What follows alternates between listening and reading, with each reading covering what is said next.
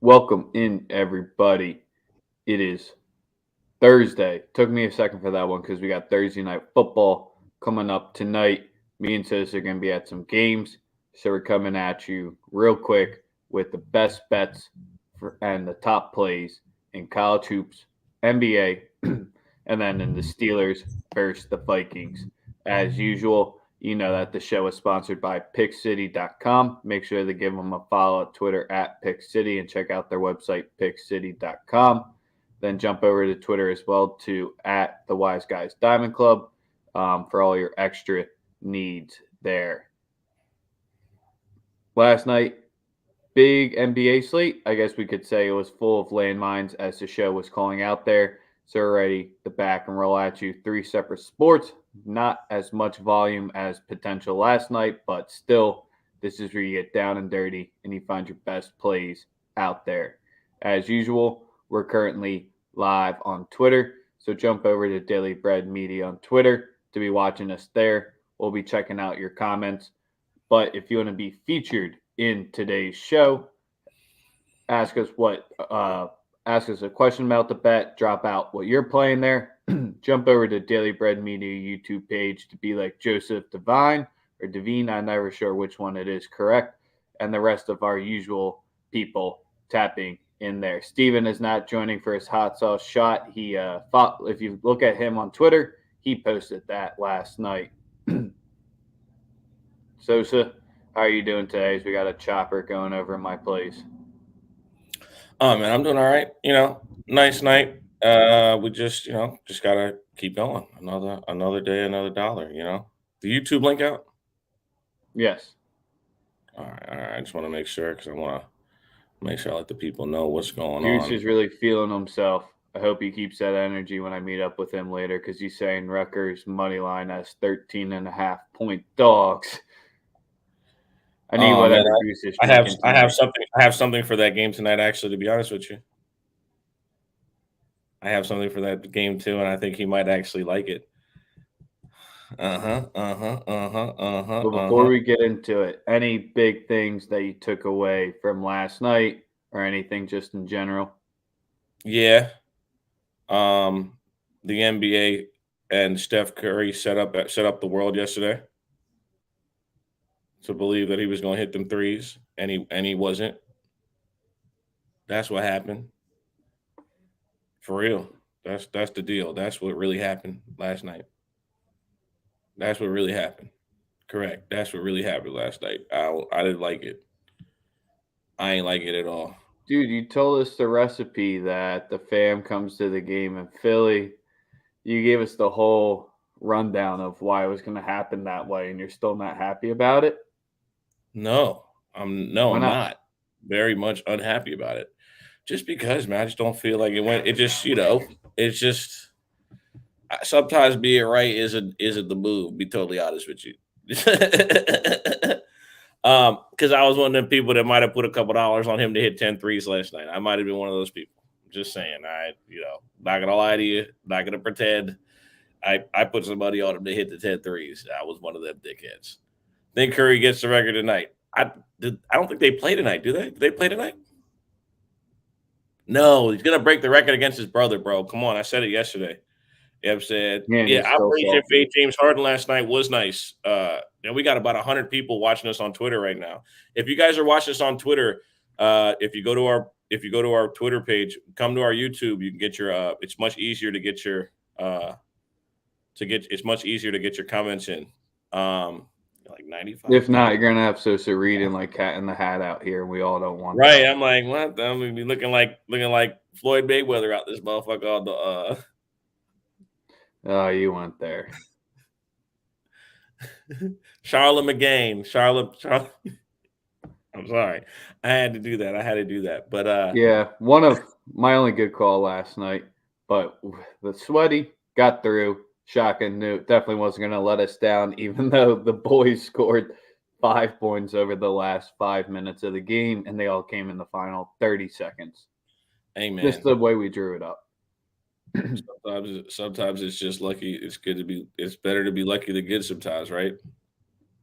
Yes, sir. But we still got a bunch of them rocking with us on Twitter.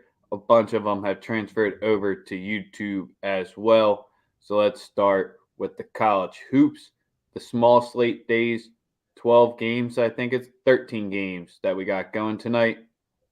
We said this on Monday. When it's these smaller slates in college hoops, the books have a lot more time to dig into these lines and they're sharper. So that's why you don't see some as big of line movement as others. But Keith Betts is going to start it off with one of the games we're going to talk about since we got some good ones, just not a lot of games here. Iowa versus Iowa State. You had this line move about 2 points since open. You got the undefeated home dogs as plus 0.5 here. You got Iowa laying 5, which is a huge number. I mean, Bradley's healthy. We saw that last game, and that's why that line ended up moving for us there and not a winner. So Iowa, you got strength on strength here with Iowa's offense against Iowa State's defense, and then weakness on weakness with the other two flipped around here. Once again, a game that could be dictated by play, but where Iowa State, I think, could get into where they could burn themselves here is they're pretty prone to foul. They played a good strength of schedule so far, but when you're getting a team in transition, you're already a little bit foul prone happy. It's not going to be that great, especially if Iowa does get into the half court. It's not as pretty, but it's going to be tough to be backing that team there, and especially one that relies on turnovers. So I think if Iowa State can turn them over enough, it could potentially be a winner here. But I have to stay off it because I just can't trust either team here yet. Iowa would be the one you want, but I can't lay -5. And then Iowa State, I think they're still a little bit fraudulent. I mean, I know Brome was a huge issue there last year. You don't go 2-22 for no reason, but to start off 8-0 at the gate, not trying to fade them, not trying to ride them on the streak. It's just a pure stay away team for me at this point. Mm-hmm. Keith, if you want to rock with Iowa State, never talk you off that. All right. First official play for me tonight here, and we are going with they were a home dog. They're no longer a home dog. So you got to lay -1, -110 because we're locking in with what the people get, and we're backing the Pirates. So we think Seton Hall is going to defend home court at the Rock tonight with Texas coming in here. Texas is the better team. Easy. Say that. Better coach as well. Just think a team that's going to defend home court and Texas, they're so dependent on slowing the game down and turning you over that if Seton Hall can take care of the ball, which they've done so far this season, bottom 50 turnover rate against that slow offense of Texas, that's where you grind them out is when you make them run 25 seconds off that shot clock because they want to play the slow style. Then when Seton Hall gets you in transition, I think they can finish you there. Roden has been one of the best players out there. Yetna and Samuel have the size that can go up there with Texas. Seton Hall, -1, -110. Good play on you last night, getting that +2. Yes, sir. Yes, sir. Yes, sir. I'm right there with you. All right, let's get to Purdue versus Rutgers, where I'll be at tonight with our main man Goose from Paid for Play. So you said you got to play, then Jer Silky, I'll get to your GCU play.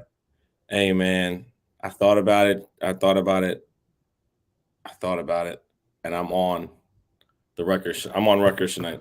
I'm on Rutgers first half +7.5. First real official road game for Purdue. Not picking them to lose the game, but I think Rutgers keeps it close in the first half. I think the refs and Rutgers keep it close in the first half. We've actually seen this. It's just weird. I've been looking this up. Purdue's been called for more fouls than any Big Ten team thus far. You know that? Not off the top of my head. Kind of crazy, right? It also shows that's a credit to their depth. The team is extremely deep. And Painter wants to play 10 guys, right? I am going with Rutgers +7.5 first half, -120. That's my play. I think Rutgers has a chance to if they can slow the pace down, have a chance at winning this game. Just because of like I said, the home court energy, road game, and refs. You see some weird shit happen in road games for Big Ten teams all year last year. I think it starts early this year. I think Purdue's in a dogfight in the first half. I love the first half angle here. I wouldn't touch the full game. There's Too one risky. pure reason why.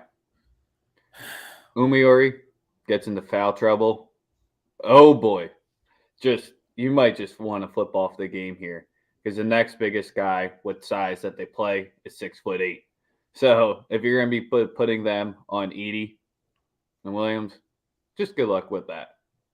I mean, with the home crowd, and you're going to have Ron Harper Jr., Geo Baker, they're going to have to show up at the rack tonight. And Rutgers, they're a team that likes to play down and plays up to their opponents as well. I think the second half adjustments might be what gets Rutgers done in the end of it because I'll trust Painter more. Yes, sir. But I think we do see a close first half here. Purdue really isn't turning teams over, and that's because, like you said, they're fouling at a decent rate. So if Rutgers can just hit their shots, which they really haven't done this season. The big if, just hit your shots at home tonight. At the crib, kicking off conference play at the crib. Dude, they're 27.7% from 3, bottom 30, 44.4 from 2, bottom Energy 50. Gonna be different tonight. Whew. Energy gonna be different tonight. You'll be there. You know what I'm saying? Yeah, sitting next to that chancellor. Still haven't figured out what a chancellor does of a college, but maybe I'll ask her. Get on Ruley. I need you to get on early tonight. I'll go to that Steffi place that supposedly has the best Strombolis out there, so I'm pretty hype about that. Yeah, I'm gonna go see Gobert play, but they're talking about Embiid might not fucking play tonight. I swear to God, if they rest him tonight, bro, I will have a cow. I swear to God, I'll be sick. It'll be the second time they sat him at a game I was supposed to go to. Fucking guys. Tell me how you really feel. I want a fucking refund for season tickets. So yeah, let's get on to the next college basketball game. So all the chat is talking about Grand Canyon going into Arizona State. Yes, the team that can't break 40 points in a game here. Grand Canyon's 8-1, plus 3.5. Feels trappy to me. It sure does. I think Grand Canyon comes through and wins this one here. There's just something telling me there's a reason why it hasn't budged off this 3.5.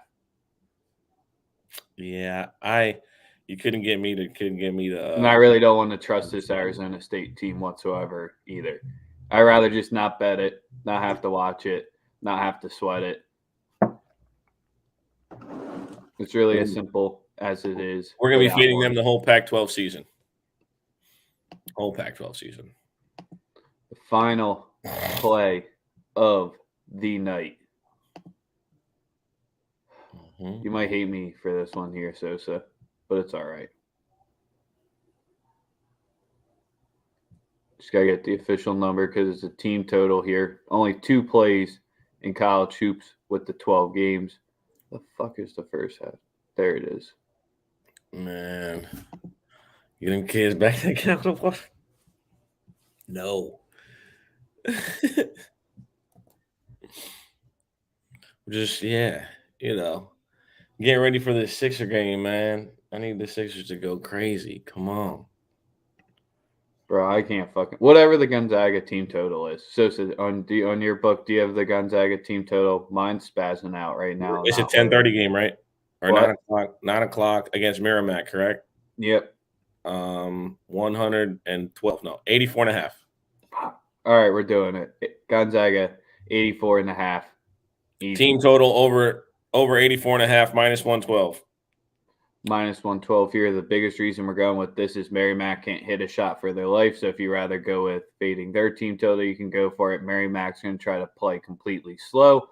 And, with Gonzaga, they just can't hit their 3 so far this season. They're getting up the attempts, but they're not falling. Lost 2 of their past 3 coming off that Alabama L. Merrimack rolling in, going to try to feel themselves, and I just think they put up 100 burger tonight. Easiest reason out there. You also can't slow down a team when you're taking the ball out the net every single possession, and that's what's going to happen tonight. They're just going to go in there, coming off a L, against who the fuck they lost to Alabama. Alabama It was because Alabama couldn't miss. It was like the game where Alabama played against against LSU LSU last year. last season. Yep, I already know. They just JD Davison, man, wow. That was the biggest knock on him coming into college that he couldn't shoot the three, and he absolutely buried Gonzaga the other night with his perimeter jump shots. Insane. So those are your two college hoops plays. Let's get into the NBA real quick, and we'll wrap it up with Thursday night football. Yeah, in the NBA, I'm very, very, very I'm keeping it real light for tonight. Three plays. I'm going with Seth Curry's points tonight. It's going to be at 14. It should be at 14 and a half. It's at 14 and a half, minus 115. That's my first play. I like him to play well against Utah at the crib tonight. Also, it's the I'm going to be there, so I have to have action play of the night. You can't go to a ball game anymore and not bet it. Probably have a couple more later on. I'm probably going to drop a free play on with it through the Diamond Club today as well. And I think the other play that I'm going to roll with is Tobias Harris over 1.5 threes at plus 150. He's been in a bit of a funk in those 3 road games. In the 2 road games in which he played in, did not look particularly impressive coming off of an injury. I think tonight's a get right night for one Tobias Harris. Over 1.5 threes at plus 150. I mean, when you're getting a damn near a Scotty Barnes fucking number on a max player who's just, the only reason he hasn't really put up the numbers is because he hasn't been right physically. I think, like I said, back home, I like Tobias Harris to get off tonight. I might even hammer his alternate points, but the number one play is at plus 150. If you're going to give me 1.5 threes for Tobias Harris, I'm rocking with it every single night. It's definitely a get right spot. And he's going to get the attempts up, even though the Utah defense might have a decent matchup. He'll still at least get 6 attempts up tonight. So you just got to hope he gets 33%. Both teams on back-to-backs too, I believe. I think, yes. Yeah, and Utah put up like 136. They went crazy in the second. They covered in Minnesota last night, I believe. They went crazy in the second half. So those are my two favorite plays for tonight, both in the Utah and Philly game. The Memphis Lakers game, I'm going to put a small wager on Russell Westbrook to get a triple-double. I think people are starting to realize that it was never Russell Westbrook's fault. The issues at hand right now that the Lakers have run into is this. 1, their fans are fucking stupid. 2, when you actually watch the Lakers play, it's not Russell Westbrook. It's Anthony Davis not wanting to accept the role to play the 5. It has nothing to do with anything else, okay? If Anthony Davis goes to the 5, this team has space on the floor. They can bring another shooter in, and they can play multiple lineups that are conducive to the skill sets of one LeBron James and Russell Westbrook. But if he doesn't want to play the 5, they're going to run into spacing problems the entire season because you got to play a guy who at the 5 who can't shoot and can't give you any space whatsoever. It's not going to work. It was never Russell Westbrook's fault. And if you know basketball, then you know it's not his fault. Learn the game. Learn the game. If AD goes and plays the 5, this team can beat anybody because I know the game. And I know that if he does play the 5 like he did at the bubble, he would get space and his threes would probably look okay. I'm just saying. But you can't think that you're going to win NBA games or be good at a high level, right? Westbrook never won shit. Okay. A lot of players ain't won shit. The only player on the team that won shit is LeBron because Anthony Davis won a title inside of fucking LA Fitness, bro. You're never going to let them live that down. He shot 19% from 3 since the bubble. You tell me the bubble wasn't a fucking fraudulent piece of shit fake gym where they have fucking wedding receptions in when there wasn't basketball. Stop lying to yourselves. The bubble shit was fake. You motherfuckers keep trying to tell me it's real. There's certain reasons why certain guys haven't even been in existence or playing competent basketball since the bubble. Anthony Davis has shot 19% from 3. Let me say again, 19% from 3 since playing in Orlando in the bubble. You can blame Westbrook all you want. But again, stop lying to yourselves. Same conditions for everyone. Learn the game, bro. You're a LeBron stan. I'm not even finna have the argument here. You think LeBron James is the best basketball player ever? So So, what's your last and final play for the night before I'm, we get into I'm, the I'm NFL? sorry. I'm sorry. Um, like I said, I'm gonna sprinkle the Russell Westbrook triple double, and I am going to go with DeJounte Murray tonight to get me over 18.5 points. I like the matchups with all the guards He's that Twitter's favorite person right now. Denver brings in. I'm going with DeJounte Murray over 18.5. Yeah, I'm saying. I'm just saying, man, the bubble was fake. Y'all really believe that same conditions for everybody bullshit. Imagine me dropping 50, and this is putting myself in Jamal Murray's shoes, right? You drop 50 and you go to your hotel room, and the nigga you gave 50 to, the nigga you just gave 50 to, is standing right outside the same floor of the hotel. Shut up. That shit was fake, bro. Come on. All right, TJ won down a NFL, milk carton since the bubble. Fuck y'all talking about. All right. NFL time. Steelers versus the Vikings. Let's Steelers get versus the into it Vikings. here. We got a 3 or 3.5 point spread, depending what your book's at.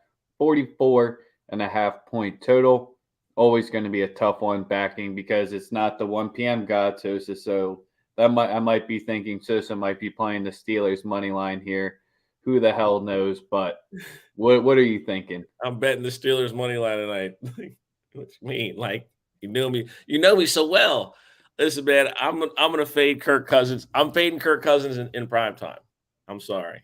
I'm fading Kirk Cousins in prime time. It's just perfect situation here. No Adam Thielen. You got a banged up uh Dalvin Cook. Dalvin Cook. Um maybe go with the overs for Justin Jefferson.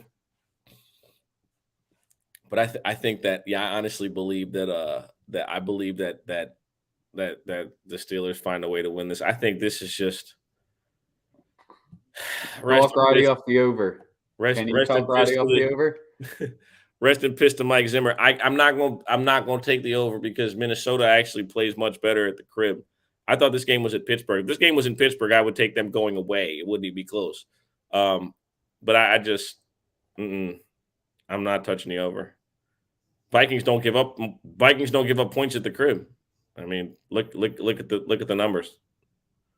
I think they're averaging like they're giving up like 7 points less per game at the crib. They play much better at home. Well, their defense does at least, right?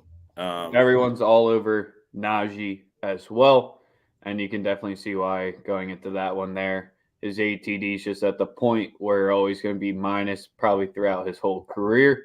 So hopefully you're on that one sooner rather than later in the season.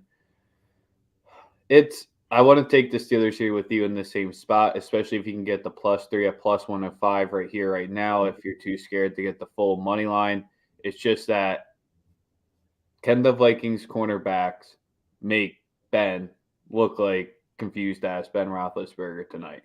That's my biggest question, my biggest concern in the game is because the Vikings, I don't think they'll be able to stack the box enough, so the Steelers will be able to keep it open. The play action will still stay a little bit deadly there, even though he moves slow as hell. I just don't know if the Vikings can match up with them 1-for-1. Yeah, it's kind of like I said. I'm just looking at the Vikings and like at home, 17, 14, 17, 16, 31 to Green Bay. And outside of that game against Green Bay, they ain't gave up 20 points at the crib.